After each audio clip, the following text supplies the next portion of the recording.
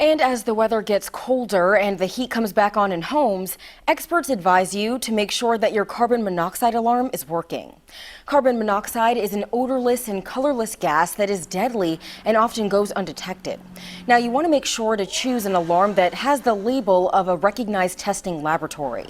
The National Safety Council recommends that a battery-operated carbon monoxide detector is installed in the hallway near each separate sleeping area in your home.